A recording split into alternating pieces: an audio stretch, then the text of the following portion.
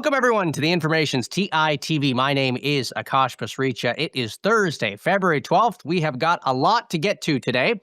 First up, a recent sell-off in software and wealth management stocks fueled by mounting AI fears is rattling investors. We will break down whether those concerns are justified and highlight the names one tech investor is watching right now. Plus, as anxiety builds across the software sector, companies are racing to defend their turf, rolling out their agentic AI tools in the process. Our Microsoft reporter breaks down what they are launching and who is actually gaining traction. It's also been a headline-heavy week for Elon Musk's xAI, with two co-founders departing. And speaking of xAI, Silicon Valley is gearing up for the big potential SpaceX IPO. We will speak with one SpaceX investor to unpack the latest developments. And finally, the co-founder of Robinhood joins the show to discuss a new startup that he has been working on. It's going to be a fun show, so let's get right on into it.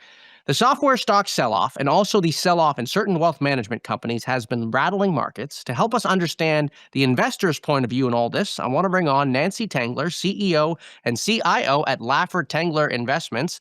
Nancy, welcome back to the show. It's great to have you here. Thanks, Akash. Good to be here. So, Nancy, what is the vibe right now among investors in public tech companies? I mean, we've seen a lot happen in the way of earnings. We've seen a lot of movement. What's your mood right now? Yeah, well, I mean, it's never easy. This reminds me a lot of the DeepSeek sell-off, and then it was exacerbated by tariffs. And so we just did a quick analysis and went and looked at all of our tech names from DeepSeek to Liberation Day and then after. And 201, except for ServiceNow, every single one of the names that we own sold off dramatically during that initial period. And then we're up somewhere between 30 to over 100% between Liberation Day and the end of the year. So, if you believe that this is a transformative technology, AI that is, and that there are other transformative technologies right behind it, robotics, quantum, space, and then we count nuclear as kind of a transformative event, then you want to use the weakness to add to names, which we did last Thursday. Which names did you add? We added to Apple as the sort of treasury bill allocation within technology, so defensive, kind of plods along. We added to Microsoft and we added to Palantir in the tech space, and then we added to GE Vernova and Eaton, and then some consumer discretionary names like TJX and Ulta. Now, you talked about ServiceNow. I wonder, in the arena of enterprise software companies, because those are the ones that we've been talking a lot about on this show, and we've gone through some of the data here. I think the median multiple now for the enterprise software companies right now on a forward revenue basis, something like 3 to 4 times right now. Um, do you think it's oversold? Which names do you think are oversold? Yeah, well, I think you look at the percentage of the tech names or the Mag 7, however you want to calculate it, as a percentage of the S&P, it's gone down pretty dramatically, but the earnings growth and the earnings contribution has gone up. So if investors think that this market is going to go up without technology, that's just wrong-headed. So we do own the hardware names, and we like a number of those names as well. So think, Nvidia, think AMD, Broadcom. Those have been names that we've owned and continue to like. I think Cisco presents an interesting opportunity here because it was a beat, and a raise in guidance. It was just a small decline in margins, and it was due to memory prices. So margins, I think, declined to 67.5%. I think this is the algos driving the trading narrative, and then the hedge funds jumping in. And so when we get in these periods like we did during DeepSeek, you wait and then you step in and add to names, which we were doing. Palantir at 88 in the DeepSeek period. We added to Teradyne back then, which was down over 25%. We added to Palantir. Nvidia at 108, Palantir at 88, and Tesla at 240. So those are generational opportunities, or at least once in a few years opportunities. And so we will continue to do that because we think that we're in a transformative economy that is going to change the way we live and work. Help me understand Cisco right now. We haven't talked too much about them on the show. You mentioned the earnings results that the company has posted. Broadly speaking, I mean, talk to me a little bit about what the narrative is around Cisco, where they're excelling, and where there could be challenges for them. So it's an old tech name. I mean, remember it was the poster child in the 90s of overvaluation. I think it was trading at 100 times. I was managing money then. It was a nutty period because the circular investment was being driven by debt. Now it's being driven mostly by cash, free cash flow and cash on the balance sheet. So what hit Cisco then is unlikely to hurt them now, which is, the bankruptcy of their underlying customers, which was then. We don't think that's going to happen now. I mean, just as an aside, Google has 126, $130 billion in cash on their balance sheet, which is more than most countries. Microsoft has 89 billion in cash. And so we think that the market's overreaction to the CapEx spend is an opportunity for us. And Cisco is one of those. They are benefiting from on the networking side of the AI build out. And they purchased Splunk a number of years ago, which is a software company. They have integrated it very effectively, and we think you just, I mean, it's a 10 to 12% earner. We think you own it. It's not our largest holding, but it's a holding in our value portfolio. Hmm. You talked a little bit about some of those companies that are working on further out technologies. You talked about space. You mentioned energy, nuclear, also in that equation. Of course, that's a little bit closer. Depends how you frame some of these technologies, which bets that they're working on. But Right. I wonder how you think about valuations for these types of companies.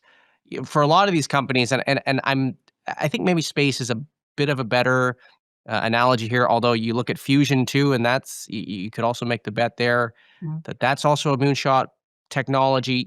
How do you think about valuation here for companies that don't have a lot of revenue, and then there's a lot of R&D, and you could say the same thing for quantum too.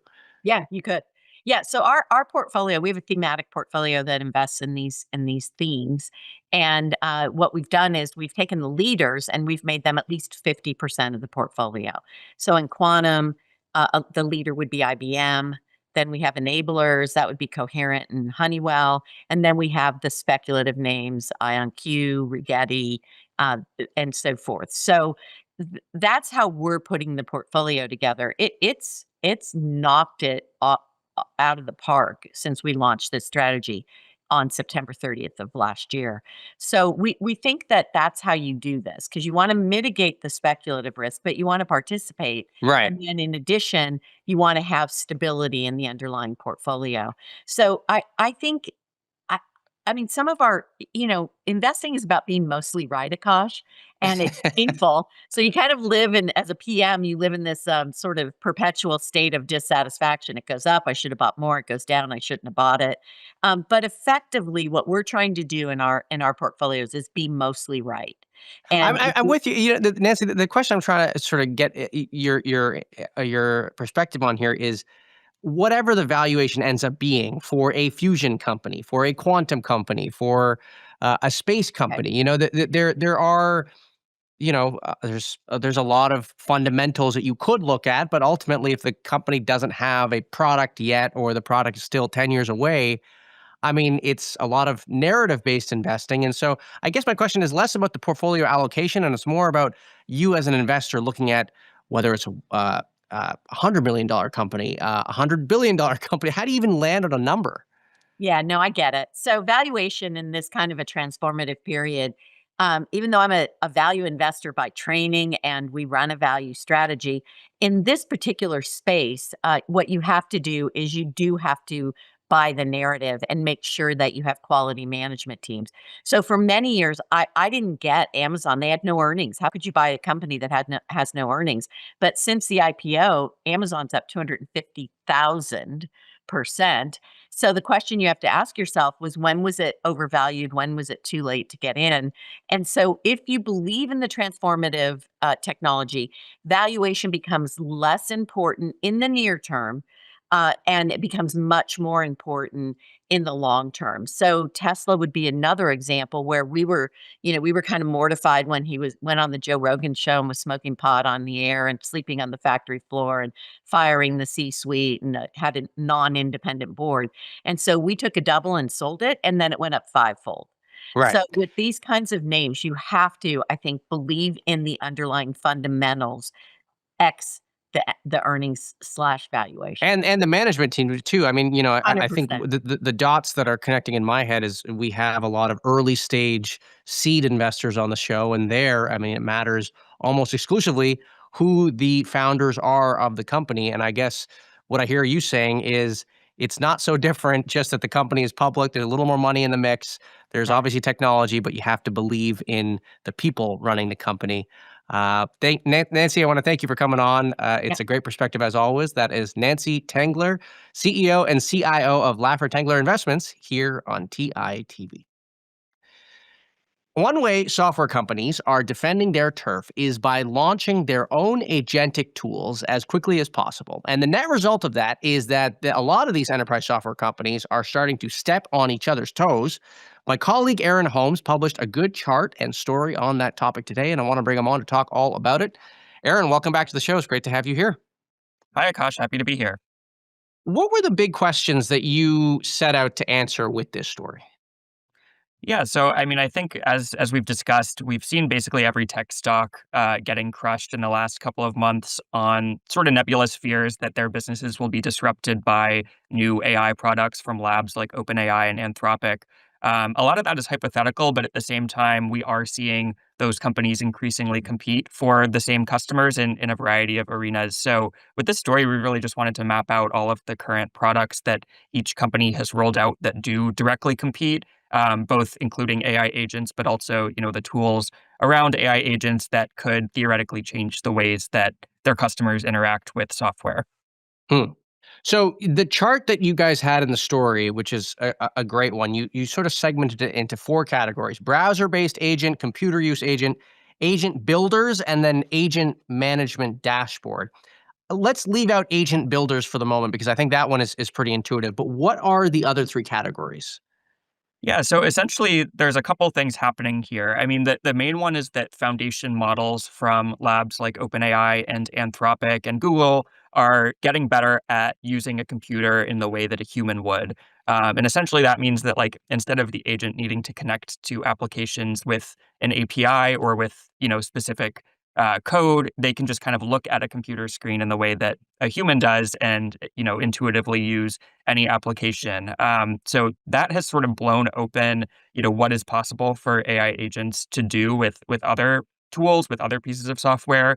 And as a result, we've also seen, all of these firms like ServiceNow, Salesforce, Microsoft start to build similar agents that rely typically on the models from OpenAI and Anthropic, that they say can, do even more white collar work, whether that's in areas like HR or IT, finance, or pretty much anything in the gamut of work that is done on a computer.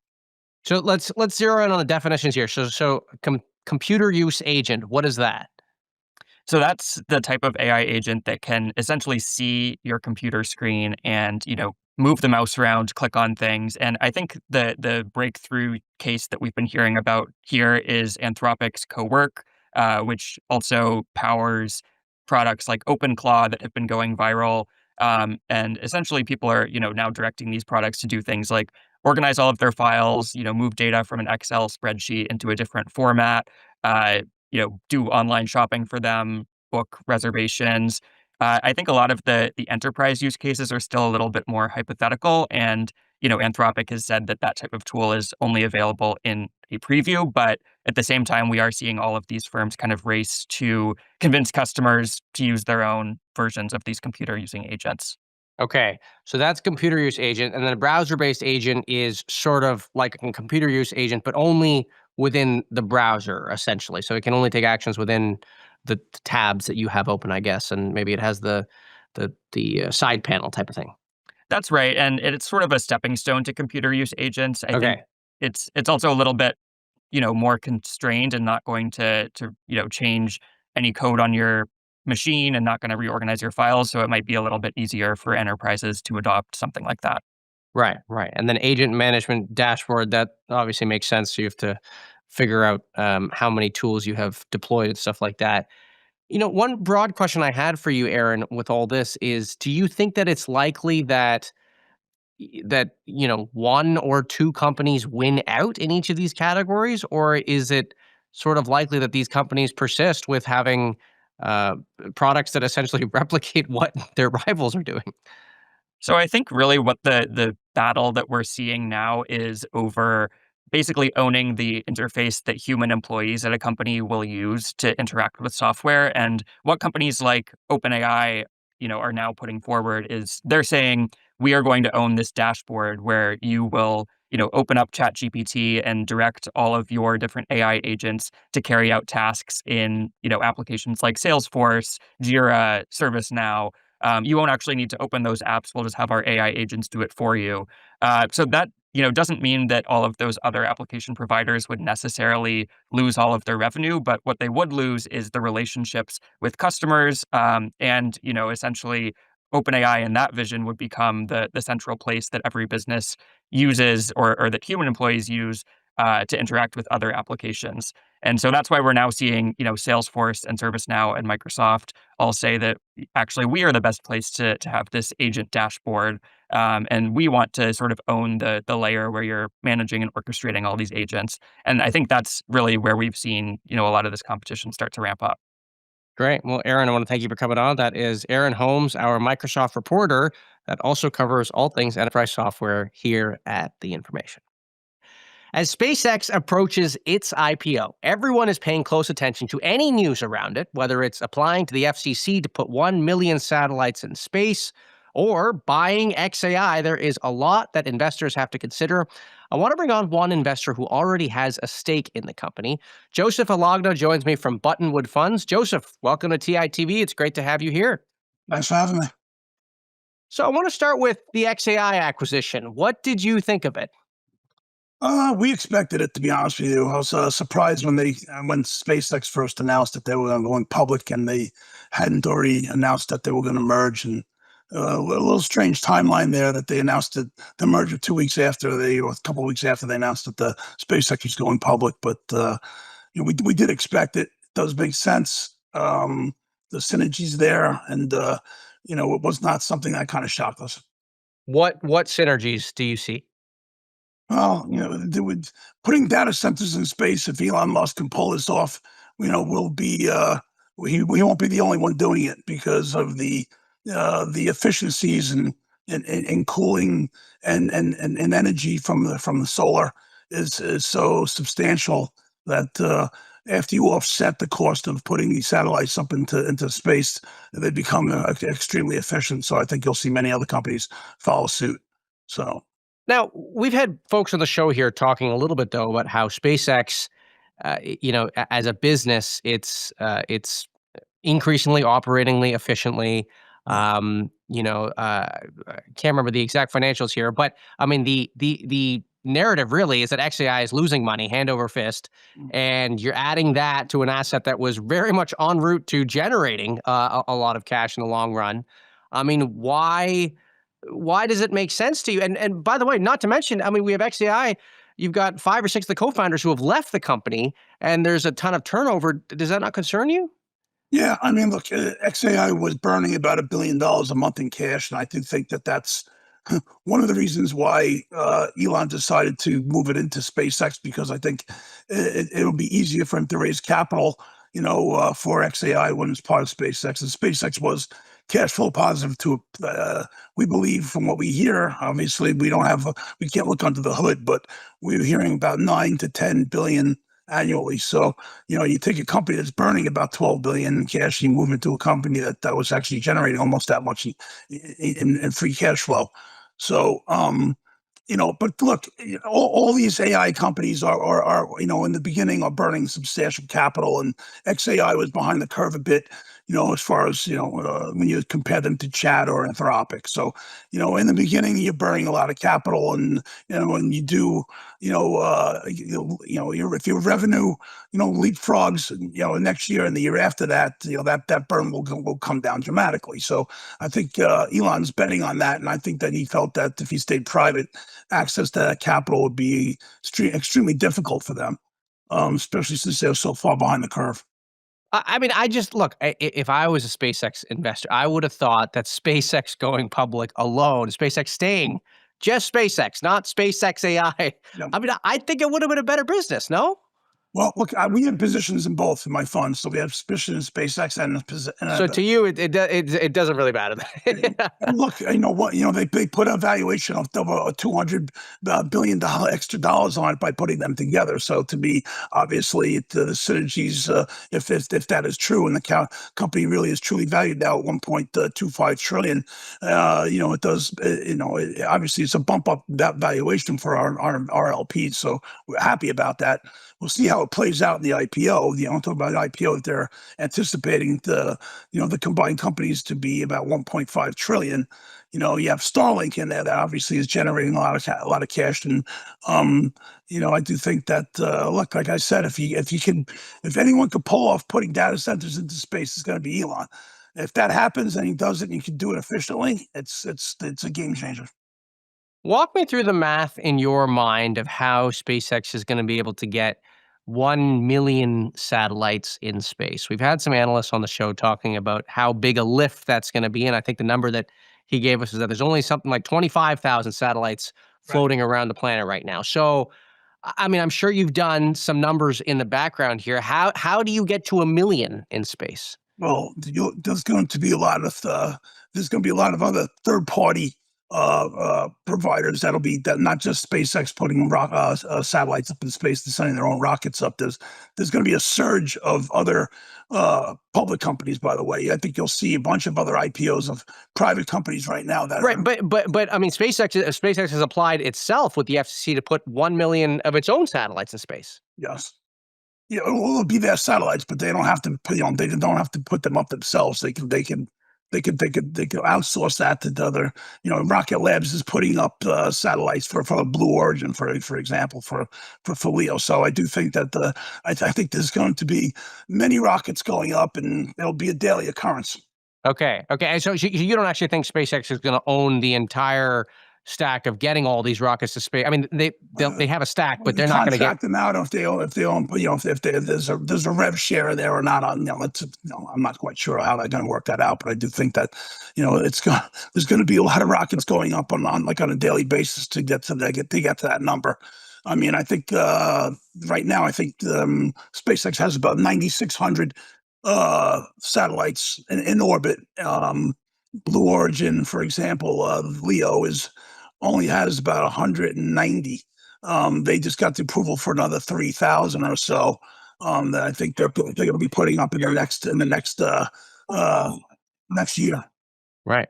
Great. Well, Joseph, I want to thank you for coming on. That is Joseph Alagna from Buttonwood Funds here on TITV. Continuing our space coverage, the co-founder of Robinhood has a new project that he has been working on. Baiju Bhatt is the founder and CEO of Aetherflux. It is quite the departure from the stock and crypto trading arena that he was playing in originally. Aetherflux is focused on creating a solar farm of sorts in outer space using satellites. To help us understand what exactly that means, I want to bring on Baiju to talk all about it. Baiju, welcome to the show. It's great to have you here. Thanks for having me on. What is Aetherflux? Explain it to us. Yeah. So I started the company with a concept of building a power grid in space. So what does this mean? The idea here is that low Earth orbit is this unique environment for building consumer or electronics applications, because you can fly one of the cheapest forms of power production, solar. And also the environment is one where oftentimes consumer grade electronics work. So you can actually operate relatively low cost devices in this environment. And the idea here is that this is one of the new untapped sources of power for humanity. We started out with this mission to actually beam power down to the ground for military bases or places where there's no existing power grid. And we're now spending the majority of our focus on using this concept for powering orbital data centers, which, as we've all witnessed, there's a lot of talk about recently. Okay, so this is a slight pivot then, because I think the way you described this a year ago was using the satellites to bring the power back to Earth. Now the folks of the company is basically not on Earth at all. It's very much the orbital data centers that Elon is talking about. You're trying to power those with these solar satellites in space. Yeah, so the concept is actually to build orbital AI data center satellites. So this exact concept where you take the chips and you put them directly on the satellites in space. Okay. And yeah. So you are now firmly in this arena of building the data centers in space. Correct. Okay. Walk me through that pivot that feels like a bit of a pivot from what the company initially set out at. What was the process like getting there? Yeah, so we joke around internally that it was a pivot, but we never lifted our pivot foot. So for the basketball analogy, So you're well, not traveling. no travels. It was we never Okay. lifted our pivot foot. The thought process is actually very closely related between where we started and where the majority of the company's efforts are. Whereas the original concept, we were trying to beam power down to places where there's no existing power grid. The sort of like the basic concept or the rationale for switching to orbital data centers is if you can actually use the power directly in orbit where you're generating it, you don't have to incur the transmission losses, because transmitting power from space to Earth, you'll lose a significant amount of the power on the journey, and it's useful in places where there's really no alternative. But for applications like AI, you need as much power as you can get, and based on everything that we've been working on, the space environment is actually one that's uniquely well suited for this application. And we can talk about that a lot more. So where are you at in your development now, technically speaking? Yeah, so we have two missions that are going to space this year. The first one is going to be demonstrating the power beaming application. Our team is actively working on doing things like internally testing GPU performance in space environments, so simulating that on Earth, simulating all the challenges with what it's going to look like in space, and sort of going down the path of designing what that future system looks like. So we'll have a lot more to share on this, but we're targeting sometime in the first half of 27 to have GPUs in orbit that will be the building blocks for building a much broader deployment of this technology. And what is your timeline then? What do you think is the timeline for getting, let alone any compute? You just said, getting GPUs in space. So that is any compute whatsoever. But then there is the question about how much compute there is to actually make a dent in the Correct. data center shortage on Earth. I mean, what is the timeline for that in your mind? I think we'll start to see this be a more significant sort of application of space in the next 5 years. Hopefully a little bit sooner, but I think that's roughly the range that I have in my mind. And I think that's actually So 5 years from now, there will be enough compute in space to make a dent in the demands on Earth. I think it'll start being useful for meaningful compute applications within the next 5 years. Yeah, I think the overall pie is going to grow so substantially in that time. But we actually think that within the next 5 to 10 years or so, ideally a little bit sooner, the advantages of doing this in space, I would say, from our perspective, one of the big advantages are once you get the technology up and running and you sort of work through all the technical challenges and making it do what it's supposed to, the advantage is going to be in actually the ability to bring new compute online much more rapidly versus the terrestrial option. So the process by which the chips are manufactured is industrial manufacturing. And on the ground, the process by which they're brought online is much more driven by real estate and permitting timelines. The dream of this idea is that you can actually take the process of powering the chips and largely turn that into an industrial manufacturing problem. So, rephrase that for, because I think I'm half catching your drift here. Is that the point you're saying is that you wouldn't have to go through the burden of getting real estate and building physical data centers. Instead, you have the infrastructure in space, and so it's easier to get it online. That's what you're saying, right? Well, actually, what I'm saying is that once you have the chips, you have two different sort of paths to go down. The terrestrial option involves building the data center, oftentimes building the power plant, working with local communities, getting provisions for power, permitting, etc. Which, as we look at today, in many cases, that's 5 years. Whereas the space option is going to be you take the chips, you integrate them into satellites, move them to the launch pad, and when they're in orbit, they'll be operational within a very short amount of time, within a matter of hours. And so that time from when you've got the chips to when they're useful, we think we can eventually shave that down to a matter of weeks, as opposed to each new chipset having to wait, potentially years to be brought online. If you can do the upfront work of getting them to space and making that technology work in the Exactly. outset. Got Exactly. it. How big is the team right now? So we're growing. We're about 30, 35 people and growing pretty quickly. We're going to need a lot more folks to do this. So if anyone's listening to this that wants to work on space data centers, drop us an email. We're looking. Are you fundraising? No comments on that right now. Okay. Stay tuned. I was reading up on some of the earlier days of Robinhood when you and Vlad started the company, and I was reading about your interest in design and qualitative research and user research when you were building this app for customers. And we can have a whole separate conversation about how you decided to not pivot, but expand from stock trading and crypto trading to space data centers. But I wonder where qualitative research and user research comes into play here as you think about orbital space data centers, which is something that, it's not something that I think about. It's not something I thought I needed as a user. Where does that come into play? Yeah, that's a really interesting question, and kind of an interesting point. How does that skill set translate? Um, well, one of the things that, regardless of whether you're building a consumer business, or an enterprise business, or space business, you have to understand what your customers want and what they care about, and that's the skill set that I think is quite transferable. And one of the things that we've been doing with Aetherflux is spending a lot of time with the folks that are buying compute and really trying to understand what are the things that drive adoption, what are the things that matter, what are the value propositions, if you think about it, that would make space-based data centers a relevant option versus the terrestrial one. I think that's one category.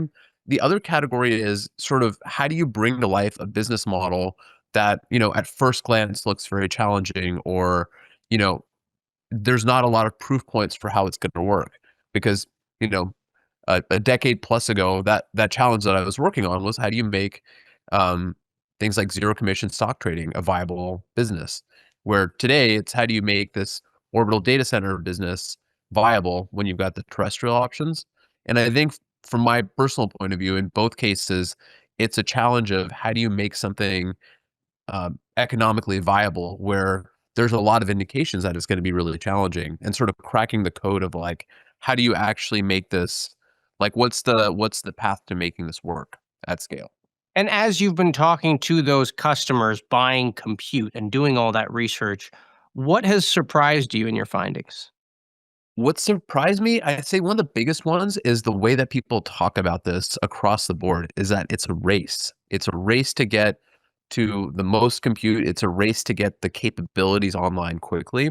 And I think that's kind of a statement about the way that the broader tech industry sees AI and bringing it online. And I don't think I've really heard that sort of language of like it's a race, it's a competition, as much in previous eras of technology. So that's one thing that's definitely stuck out to me. Why do you As think that? well. Why do you think people talk about it as a race?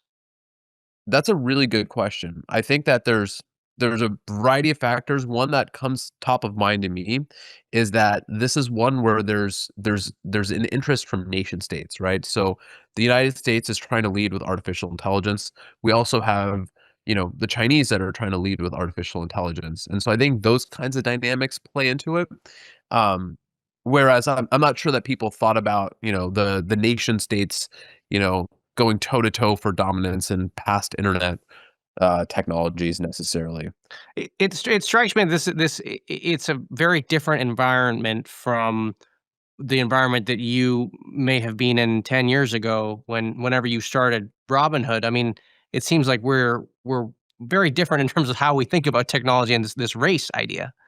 Yeah, it definitely is. Whereas, that last generation was all about like sort of consumer applications, like how do you find things like product market fit and figure out how, that whole wave was driven by mobile, at least from my perspective, right? That was kind of like the major emerging technology that gave sort of a platform for all kinds of different applications across the economy to bloom, from, you know, file sharing and photo sharing to online brokerage to, everything in between.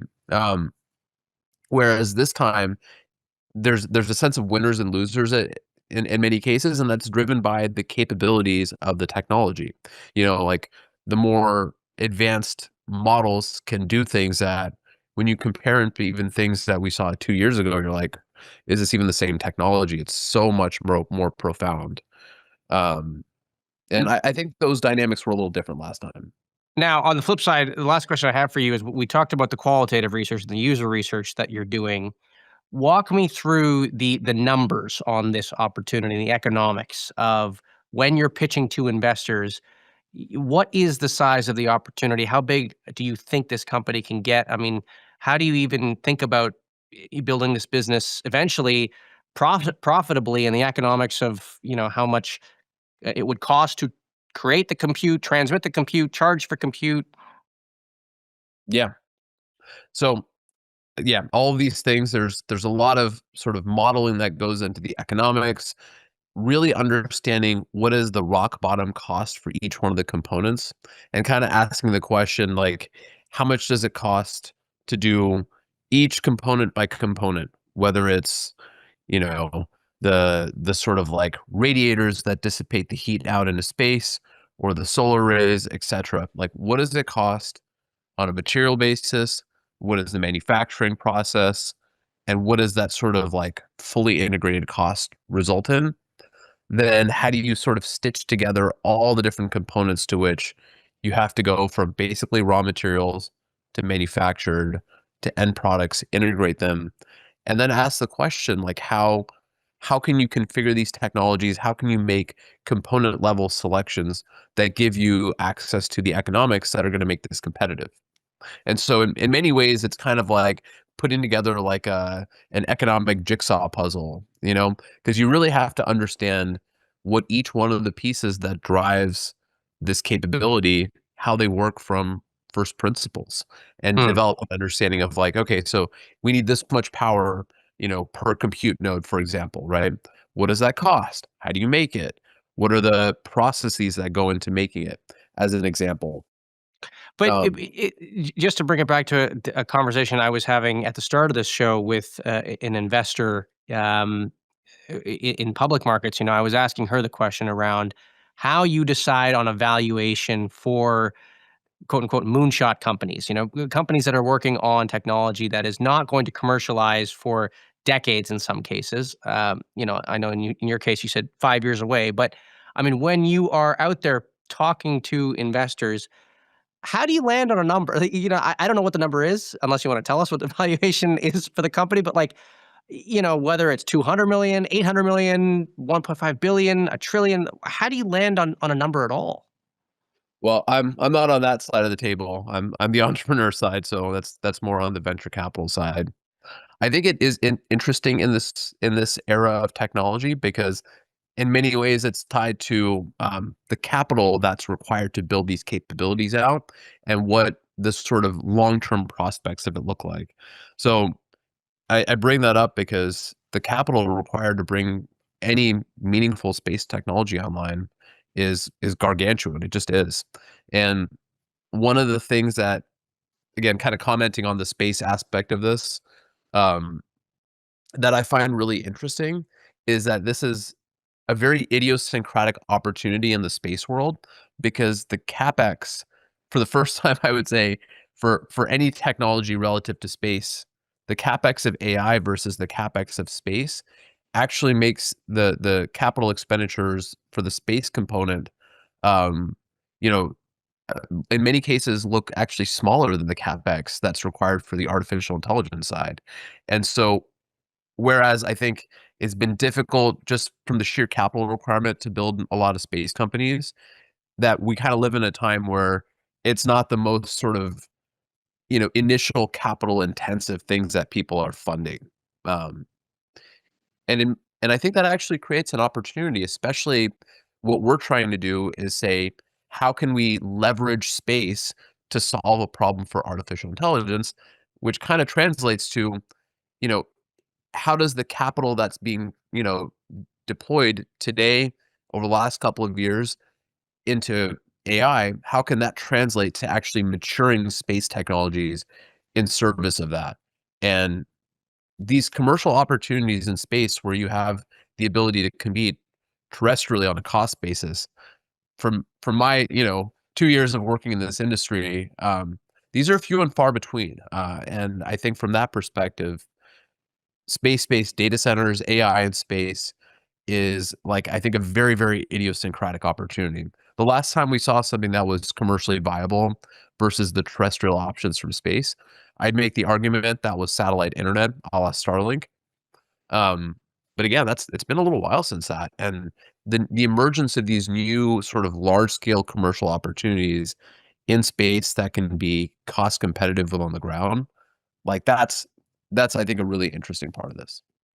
Great. Well, Baiju, I want to thank you for coming on. That is Baiju Bhatt, the CEO and founder of Aetherflux here on TITV. That does it for today's show. A reminder, we are on this stream Monday through Friday at 10 a.m. Pacific, 1 p.m. Eastern.